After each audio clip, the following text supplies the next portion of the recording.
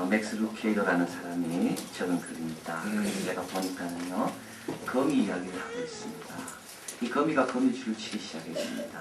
거미줄이 잘 치니까 지나가는 곤충들이 다 거기에 걸리게 되고, 이 거미는 아주 흡족한 채로 거미줄에 걸려있는 곤충들을 먹기도 하고 축적하기도 하고, 그래서 주위에 있는 모든 다른 곤충들의 또 다른 거미의 큰 부러움을 산 부자 거미가 되었습니다. 그런데 그 이야기에 의하면 어느 날 줄이 하나 내려와 있는 것을 이 거미가 발견하고, 이 줄이 왜 있는 거지? 이 쓸데없는 줄 같은데, 그래서 그 줄을 끊어버리게 됩니다. 근데 그 줄을 끊으면서부터 거미줄이 다 내려앉게 되었다. 거미는 이 한 줄이 역할이 뭔지 잘 몰랐다는 거죠. 과소평가한 겁니다. 이 줄이 다른 거미줄을 다 지탱하고 있다는 것을 그 거미는 과소평가한 겁니다. 여러분, 우리에게도 이 한 줄이 있습니다. 이걸 놓으면 다 무너지는 줄이 있습니다. 다 무너져서 이것만 붙들고 있으면 다시 일어날 수 있는 이 한 줄, 절대 끊지 말아야 되고 놓지 말아야 되는 한 줄. 그 줄이 뭡니까? 믿음입니다. 하나님을 향한 믿음입니다. 그래서 성경은 항상 소망보다 사랑보다 앞에 나오는 것이 믿음입니다. 믿음, 소망, 사랑. 베드로 후서에도 똑같은 말이 나와 있습니다. 믿음 위에 덕을 쌓고 덕 위에 지식을 쌓고, 아무리 덕을 많이 쌓아도요, 아무리 지식이 많아도요, 믿음이 흔들리면 다 무너져 내리는 겁니다. 자, 오늘 우리가 회복해야 될 세 번째, 바로 믿음에 대해서 말씀을 드리려고 합니다. 믿음, 우리가 회복해야 될 이 믿음. 오늘 본문에 의하면 요셉은 충성했지만 결국은 감옥에 가게 되죠. 그러나 그 감옥에서도 요셉이 흔들리지 않을 수 있던 비결은 바로 그 한 줄 믿음을 붙들고 있었다. 자, 요셉으로부터 배워야 될 그 믿음, 우리를 더 강하게 붙들게 하는 그 믿음의 줄이 어떤 건지 오늘 우리가 말씀을 드리려고 합니다. 첫째, 우리 요셉으로부터 배울 수 있는 붙들어야 될 그 믿음은 임마누엘 믿음입니다. 이 임마누엘 믿음은 뭐냐면 하나님이 나와 함께 하신다는 것을 확신하고 의심하지 않는 겁니다. 오늘 본문에 의하면 앞에 보면 이렇게 나와 있죠. 20절, 39장 20절에 가보니까 이에 요셉의 주인이 그를 잡아 옥에 넣으니 그 옥은 왕의 죄수를 가두는 곳이었더라. 요셉이 옥에 갇혔으나 21절에 여호와께서 요셉과 함께 하시고, 감옥에 아무도 같이 올 수 없으나 우리 하나님은 감옥까지도 동행할 수 있는 분입니다. 죽음을 통과하는 분은 내 혼자지만 우리 하나님은 죽음의 골짜기까지도 함께 통과할 수 있는 분은 우리 하나님입니다. 그래서 성경에서 우리에게 강조하는 것은 우리 하나님이 우리를 떠난 적은 한 번도 없다는 겁니다. 그래서 하나님은 우리 손을 잡고 선한 목자가 되셔서 때로는 앞서면서 때로는 뒤서면서 그러나 우리와 함께 동행하시는 분이 우리 하나님입니다. 이 임마누엘 믿음을 우리가 놓으면 안 됩니다. 그런데 우리가 살면서 신앙생활하면서 우리가 자꾸 잊어버리는 것이 바로 임마누엘 믿음입니다. 하나님이 내 옆에 계신 것을 의식하지 못하고 살아갑니다. 그렇죠. 그래서 의논하지 않습니다. 그분에게 물어보지 않습니다. 정말 어려운 것만 생기면 그때 하나님께 물어보고, 정말 나머지 내가 할 수 있는 건 전부 다 하나님과 의논 없이 내 혼자 다 합니다. 그러다 보니까 하나님 안 계신 게 익숙해지다 보니까 결국 내 옆에 하나님이 계신지 안 계신지 그것조차 의식하지 않고 살아가고 있습니다. 그래서 어려운 일이 닥치면 당황하게 되고요, 또 때로는 하나님과의 친밀한 교제도 멀어지는 것을 보게 됩니다. 요셉은 감옥에 갔지만 그곳에 누가 계신다고 확신했습니까? 하나님이 함께 계신다고 확신했습니다. 사자굴에 던져져도 다니엘은 그 사자굴 혼자 들어가는 게 아니라 하나님과 함께 하기 때문에 두렵지가 않습니다. 풀무불에 3명을 던졌지만 그 바벨론 왕의 신하가 보니까 그는 세 사람이 아니라 한 분이 더 있었다고 되어 있습니다. 기도를 가장 잘하는 비결이 뭐겠습니까? 하나님이 내 옆에 계심을 믿는 사람은 기도가 잘 됩니다. 기도는 육신으로 노력으로 하는 게 아닙니다. 기도는 내 옆에 하나님이 계시는가, 내 음성 속삭임을 옆에 계신 하나님이 듣고 계시는가, 그 믿음이 있어야지만이 하나님과의 교제가 친밀해지고 깊어집니다. 여러분, 이 믿음을 회복해야 되고요, 그래서 이 하나님과 동행하는 것이 즐겁고 기쁘고 영광스럽고 찬송가 가사처럼 주와 함께 길 가는 것 즐거운 일 아닌가. 우리 주님 걸어가신 발자취를 담겠대. 한 걸음 한 걸음 주 예수와 함께 날마다 날마다 우리는 걷겠네. 꽃이 피는 들판이나 험한 산골짜기. 왜 험한 산골짜기로 찬양이 나옵니까? 내 옆에 혼자가 아니라 주님이 계시기 때문에. 그래서 여러분, 참 우리 신앙인들이 이걸 자꾸 잊어버리고 이 줄을 너무 쉽게 못 씁니다. 그렇기 때문에 기도도 간절해지지 않고 기도 응답도 되지 않습니다. 지난 금요일이었습니다. 저녁이었는데 이 몸살이 와서 다리가 너무 아픈 겁니다. 한 발짝 뗄 때마다 천근 만근처럼 정말 걸어갈 수가 없습니다. 근데 이 성도들은 저도 잘 모르면서 아픈지도 얼마나 모르면서 막 앞서 걸어가는데 제가 그 보조를 맞춰 들어갈 수가 없더라고요. 그래서 천천히 걸어가는데 묻지도 않습니다. 왜 목사님 천천히 오십니까? 다들 나는 건강한 줄 아는 거예요. 그래서 설교 준비는 해야 되겠고 단에는 서야 되겠는데 그래서 정말 하나님 앞에 기도했습니다. 하나님 요셉의 설교 하나님이 함께 하신다 그랬는데 나에게 좀 증거를 보여달라고. 내가 좀 다리가 가려워지면 내가 좀 설교 때 간증도 고백하며 하나님이 내 옆에 내 속삭임을 들으신다는 걸 내가 좀 증거하게 해달라고. 그리고 이제 기도를 하고 금요일날 저녁 우리 아이가 인도 갔다 와서 저녁을 먹고 인도 이야기를 막 하는데 갑자기 뭐가 쫙 빠져나가는 걸 느꼈습니다. 다리가 아주 가벼워진 겁니다. 머리가 아주 맑아지고요. 물론 기침은 계속 남아있지만은 그래서 하나님께서 저에게 사인을 주신 겁니다. 내가 바로 네 옆에서 듣고 있다. 너는 절대 혼자가 아니고 네가 강구한 걸 하나님이 절대 모른 척하지 않는다. 여러분, 하나님이 시험하면 안 됩니다. 그죠? 그러나 하나님께 속삭이는 것마다 하나님이 듣고 그것을 어떻게 응답할까? 우리 하나님은 그런 하나님이라는 겁니다. 오늘 본문에 한번 가보십시오. 여기에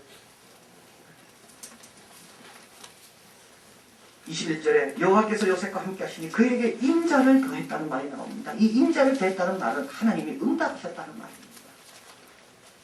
요셉이 기도한 것에 대한 하나님의 응답입니다.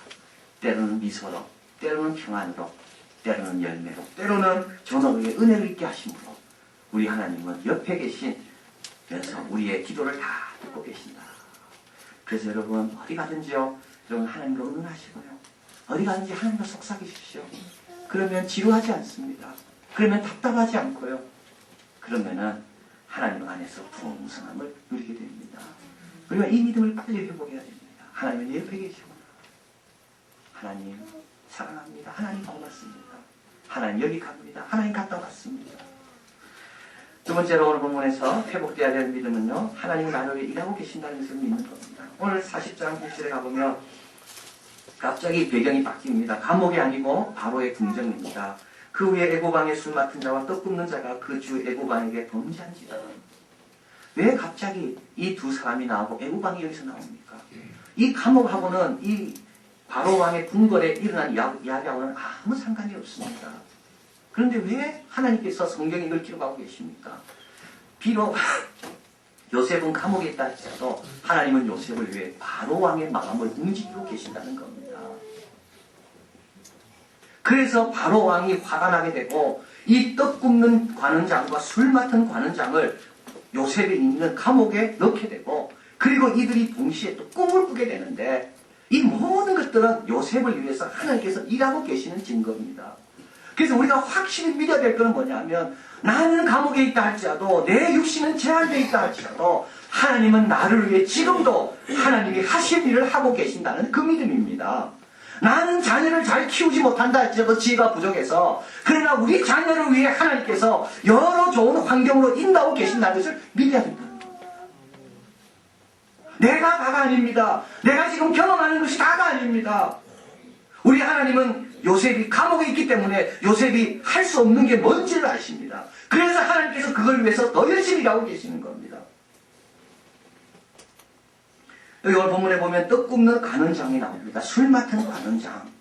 여러분, 떡을 굽는 사람은 뭐냐면, 애굽 사전에 의하면 애굽 사람들은 38개의 케이크와 57가지의 다양한 빵을 먹었다고 합니다. 애굽 사람들은 대단한 미식가이기 때문에 출애굽을 할 때 백성들이 광야에서 계속 불평하죠. 애굽에서 먹었던 음식을. 왜냐하면 애굽의 음식이 너무 맛있었기 때문에 그렇습니다.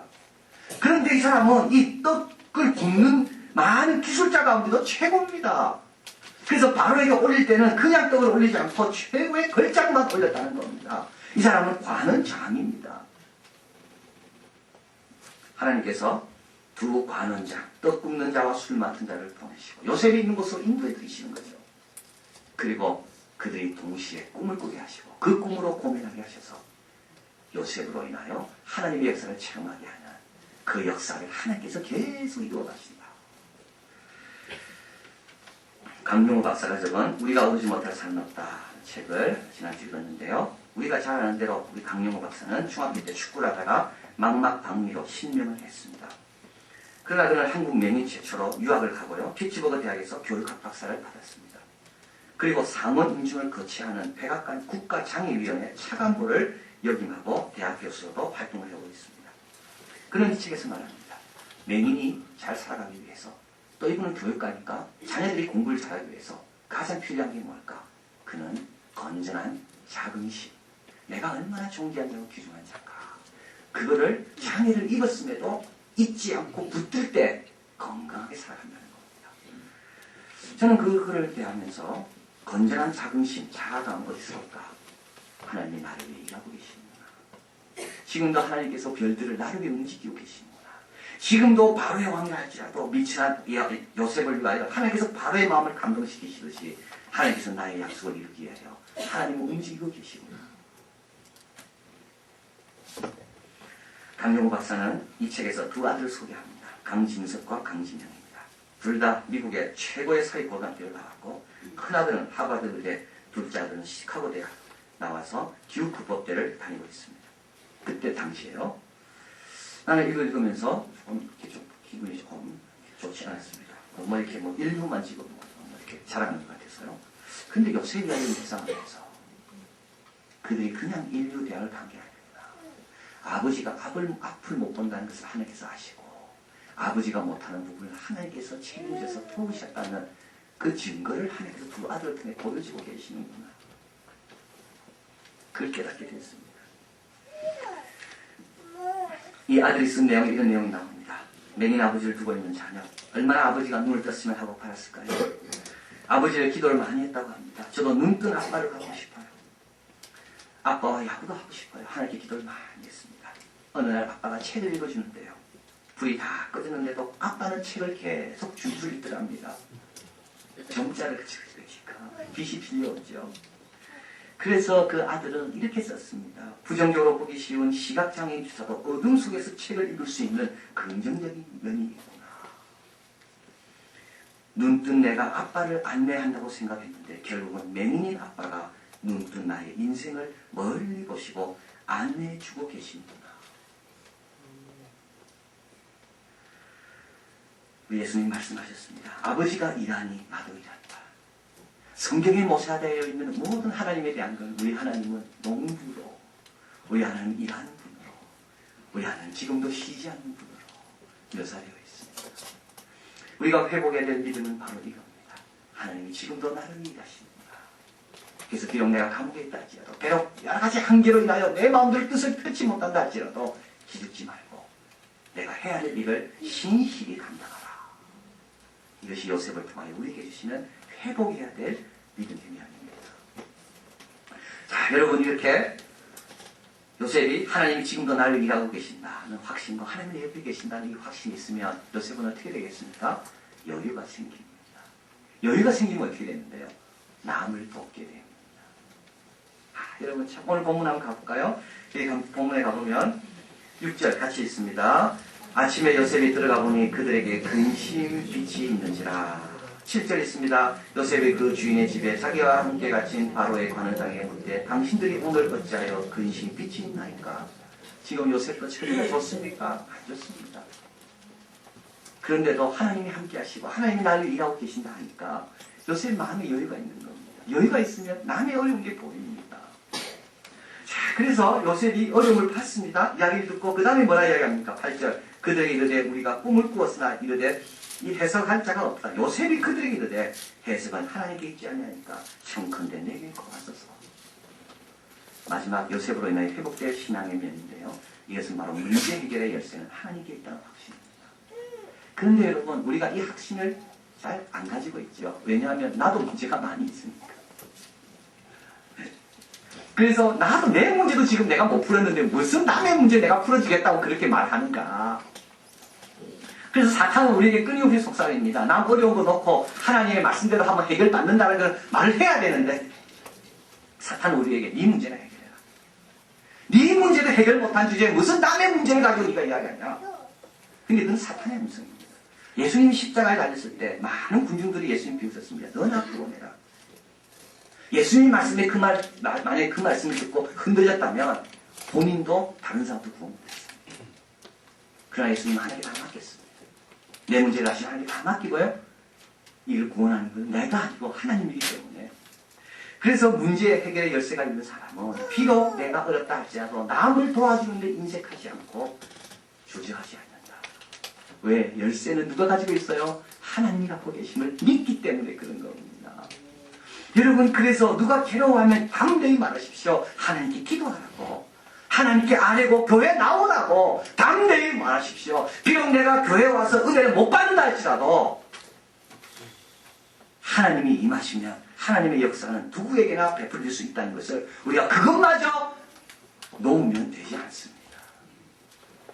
그리고 오늘 본문에서 하나님께 열쇠가 있다는 그 믿음이 있어서 또 요셉에게 또 중요한 결정을 하게 되는데 그게 뭐냐면 이렇게 해서 요셉의 꿈대로 해석대로 이들은 한 명은 목배임을 당하고 한 명은 술 맡은 사람은 이제 다시 복직이 됩니다.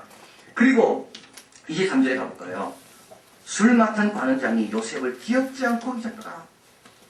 이렇게 요셉의 도움으로 인하여 복직이 됐습니다. 그런데 어떻게 했다고요? 요셉을 잊었다고 되어 있습니다. 그런데 요셉은 술 맡은 관원장이 자기를 잊었다고 요셉이 흔들립니까? 흔들리지 않습니다.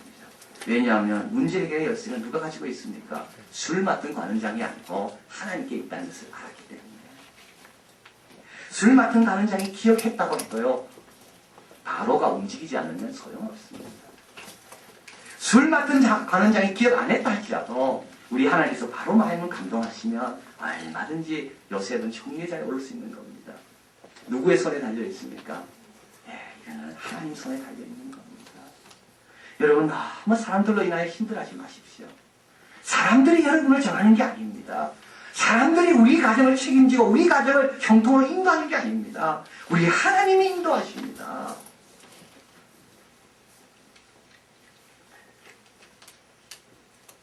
예레미야 17장 우리 스크린에 나와 있는데 같이 한번 보겠습니다. 같이 읽겠습니다.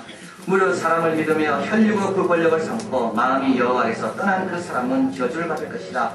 그러나 무릇 여호와를 의지하며 여호와를 의뢰하는 사람은 복을 받을 것이라. 그는 물가에 심기운 나무가 그 뿌리를 강물에 뻗치고 더위가 올지라도 두려워 아니하며 그 잎이 청청하며 가무는 해에도 걱정이 없고 결실이 그치지 아니함 같으니라. 가무는 해 더위가 올 때 누구만이 견뎌냅니까? 뿌리가 어디에 내렸느냐 그에 따라 달라집니다. 사람에게 뿌리 내렸습니까? 만약 그렇다면요 가무는 해에 견뎌낼 수가 없습니다. 하나님께 뿌리 내렸습니까? 그러면 가무는 해도 잎이 청청하게 버텨낼 수가 있습니다. 만약에 요셉이 보디발에게 뿌리 내렸다면 어떻게 했겠습니까? 보디발이 아내 말만 듣고 감옥에 넣었을 때 요셉은 거기서 좌절하고 끝났습니다. 만약에 요셉이 술 맡은 관원장에게 뿌리를 내렸다면 술 맡은 관원장이 자기를 잊었을 때 요셉은 크게 실망했을 겁니다. 그러나 요셉은 뿌리 어디 내렸다고요? 하나님께 내린 거예요.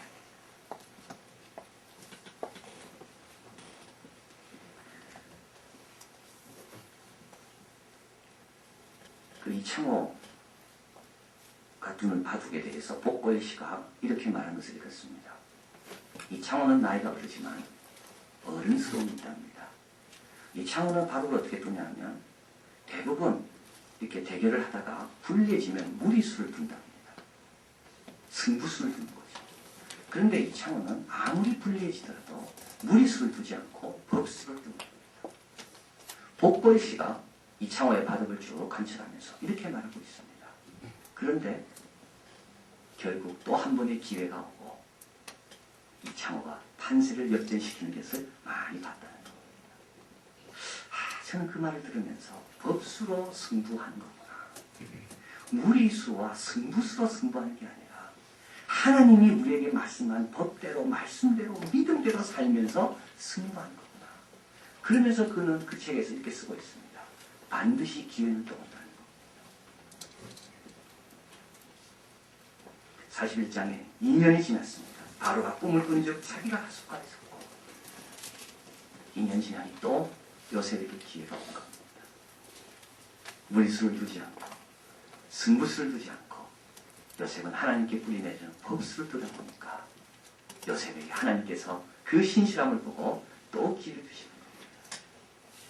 여러분 신앙생활을 하면서요 인간적인 방법 안 됩니다. 허다한 증인들이 우리에게 있다고 했습니다. 이들은 다 누굽니까? 믿음의 법수를 둔 사람들입니다. 아무리 손해가 되고 아무리 기다려야 된다 하고 아무리 나에게 어려움이 있다 할지라도 이들은 무리수를 두지 않고 하나님이 가르쳐준 믿음의 선배들이 보여준 법수만을 뚜었다는 겁니다. 알버트 슈바이처 그는 열정을 기억하는 책에서 이렇게 말합니다. 우리가 이루어야 할 성숙은 더 단순해지고 더 진실해지고 더 순수해지고 더 평온해지고 더 온화해지고 더 친절해지며 더 인정 깊어지는 것이다. 여러분 하나님 옆에 계신 것에 대해서 더 순수하게 반응하십시오. 하나님이 움직이고 계신다는 것에 대해서 어린아이같이 믿으십시오. 불의를 하나님께 내려야 된다는 그 단순한 진리를 받아들이십시오. 에드워드 슈바이처는 마지막에 이렇게 말합니다. 만약 우리가 14살의 나이로 살아간다면 세상은 얼마나 좋아질까? 믿음을 회복하는 여러분 되기를 바랍니다. 기도하겠습니다.